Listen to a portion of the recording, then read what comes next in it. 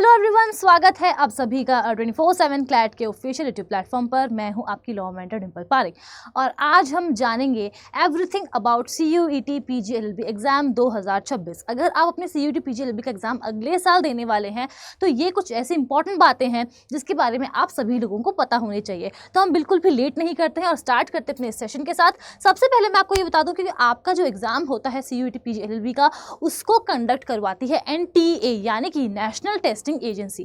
अब अगर आप एग्जाम देने वाले हैं तो ऑब्वियस सी बात है कि आपको एग्जाम पैटर्न के बारे में पता होना चाहिए। तो आपका जो CUET PGLLB का एग्जाम होता है उसका मोड होता है कंप्यूटर बेस्ड, यानी कि पेन पेपर पे आपका एग्जाम नहीं होगा, कंप्यूटर पे आपका एग्जाम कंडक्ट करवाया जाएगा, जहां आप दोनों में से कोई से भी लैंग्वेज चूज कर सकते हैं। यानी कि आप ऑप्ट कर सकते हैं इंग्लिश के लिए भी या फिर आप ऑप्ट कर सकते हैं यहाँ पर हिंदी के लिए भी। आपका जो एग्जाम है उसको करने के लिए आपको कुल मिलाकर के 90 मिनट्स दिए जाएंगे, जिसमें आपको टोटल 75 MCQ बेस्ड क्वेश्चंस को अटेम्प्ट करना होगा। अगर आप सही आंसर करते हैं तो हर सही आंसर के लिए आपको +4 मिलेगा, लेकिन वहीं पर अगर आप गलत आंसर को मार्क कर देते हैं तो वहां -1 भी होगा, यानी कि नेगेटिव मार्किंग आपको इस एग्जाम में देखने को मिलेगी। टोटल अगर हम लोग मार्क्स की बात करें तो 300 मार्क्स का आपका ये पेपर होगा। अगर आप किसी क्वेश्चन को छोड़ देते हैं तो इन दैट केस आपकी कोई भी नेगेटिव मार्किंग नहीं होने वाली है। आगे बढ़कर के अगर हम लोग एलिजिबिलिटी क्राइटेरिया के बारे में बात करें तो अभी तक कोई भी अपर एज लिमिट नहीं है। तो कोई भी इंसान जिसकी कितनी भी एज हो, अपर एज हो, वो ये एग्जाम देने के लिए एलिजिबल हैं, वो ये एग्जाम दे सकते हैं। लेकिन यहाँ पर आपके लिए जो हमारी एजुकेशनल क्वालिफिकेशन है वो बहुत ज़्यादा मैटर करती है। बिकॉज यहाँ सबसे ज़्यादा कन्फ्यूजन आता है कि मैम या फिर सर, हम अभी अपीयर कर रहे हैं हमारे बैचलर्स में, तो क्या हम CUET PGLLB का एग्जाम दे सकते हैं? तो मैं आपको बता दूं कि CUET PGLLB का एग्जाम देने के लिए या तो आपके पास बैचलर्स की डिग्री होनी चाहिए फ्रॉम अ रिकॉग्नाइज्ड यूनिवर्सिटी, या फिर आप अपीयरिंग होने चाहिए। यानी कि अगर आप अगले साल CUET PG 2026 देते हैं तो उस साल अगर आप अपने फाइनल सेमेस्टर में हैं, आप अपीयरिंग हैं अपने बैचलर्स डिग्री में, फाइनल ईयर में हैं, तो आप इस एग्जाम को डेफिनेटली दे सकते हैं। आगे बढ़कर अगर हम लोग इंपॉर्टेंट डेट्स के बारे में बात करें तो यहाँ पर ये जो इंपॉर्टेंट डेट्स है वो टेंटेटिव है।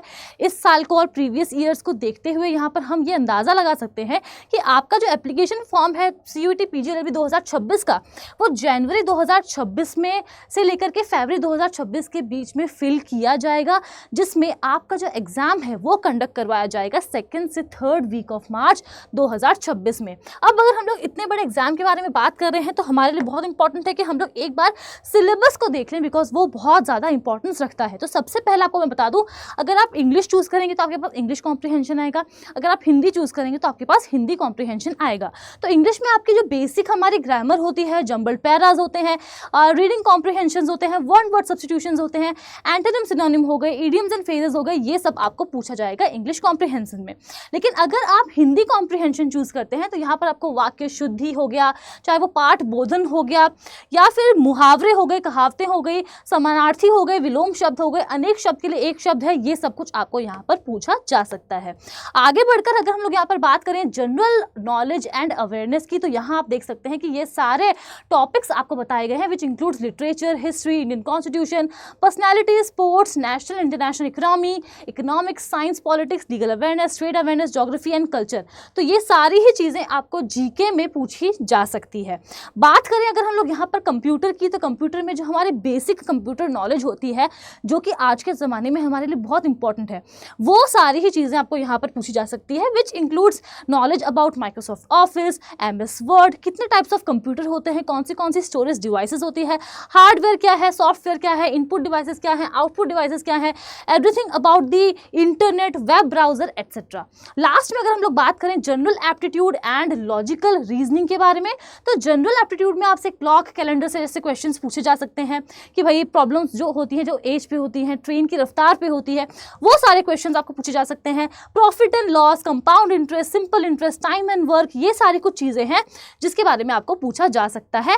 एंड ऑल्सो अगर हम लोग यहाँ पर बात करें लॉजिकल रीजनिंग के बारे में, तो लॉजिकल रीजनिंग में भी जो हमारी बेसिक रीजनिंग होती है, which include statements and assumptions, चाहे वो रैंकिंग टेस्ट हो गया, चाहे वो अरेंजमेंट हो गया, चाहे वो इन्फ्रेंस है, सिंबल्स बेस्ड प्रॉब्लम्स हैं, ये सारी ही चीज़ें आपको लॉजिकल रीजनिंग में पूछी जाएगी। And yes, that is all about it. अगर आपको और कोई भी जानकारी चाहिए तो आप हमारे साथ इस प्लेटफॉर्म पे बने रहिए, और पहली बार आए हैं तो सब्सक्राइब ज़रूर से कर लीजिएगा, बिकॉज यहाँ पर आपको सारी अपडेट्स एकदम तुरंत मिलते रहती है, अपडेटेड मिलती रहती है इसी प्लेटफॉर्म पे।